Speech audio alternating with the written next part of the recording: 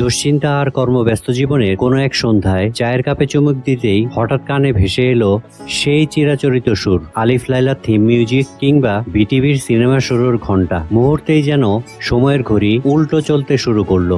আপনি ফিরে গেলেন সেই 90-এর দশকের সরল সাদামাটা অথচ মন জোড়ানো এক দুনিয়ায়, যেখানে প্রতিটি মুহূর্ত ছিল সহজ সরল আনন্দ আর প্রতিটি কোণায় লুকিয়ে ছিল এক টুকরো রোমান্স।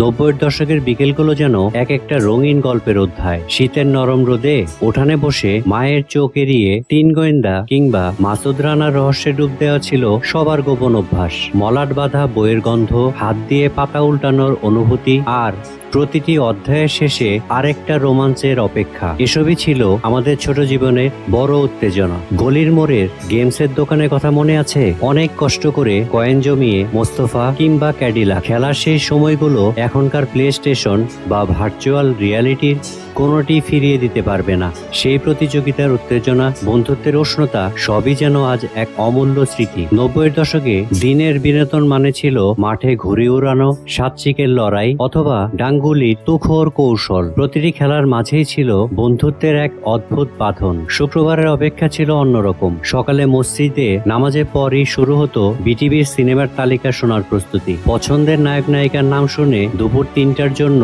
অধীর অপেক্ষা যেন সবার সাপ্তাহিক রুটিন হয়ে গিয়েছিল। 90-এর দশকে একমাত্র বিটিভি ছিল বিনোদনের কেন্দ্রবিন্দু। সন্ধ্যায় Alif Laila, MacGyver, Robin Hood, Spellbinder, Jumanji, captain planet দেখার উত্তেজনায় বসে পড়তো সবাই। মায়ের সঙ্গে রান্নাঘর থেকে ডেকে ডেকে খাওয়ানোর মুহূর্তগুলো যেন পুরো পরিবারের জন্য এক অবিচ্ছেদ্য স্মৃতি। আজকের অসংখ্য চ্যানেল কিংবা ওটিটি প্ল্যাটফর্ম যেটি হোক না কেন, আগের সেই আবেগ সেই স্মৃতিতেই সীমাবদ্ধ। 90-এর দশকে শিক্ষক মানেই ছিলেন সম্মানের প্রতীক। স্যারের নাম শুনলে ডানপিটে ছেলেটাও চুপসে যেত। রাতের বেলা স্যার হঠাৎ করে ঘরে এসে পড়ালেখার খবর নেওয়া ছিল এক অনন্য দৃশ্য। এই আন্তরিকতা আজ শুধু স্মৃতির পাতায় লিপিবদ্ধ।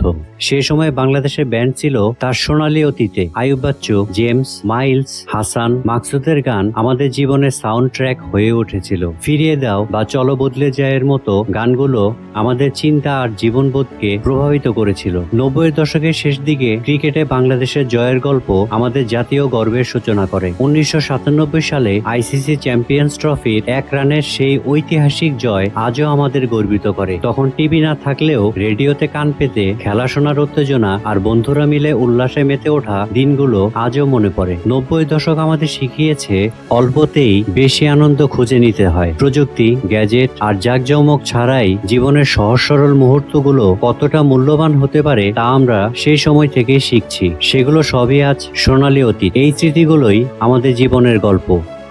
ভিডিওটি ভালো লাগলে অবশ্যই একটি লাইক দিয়ে যাবেন।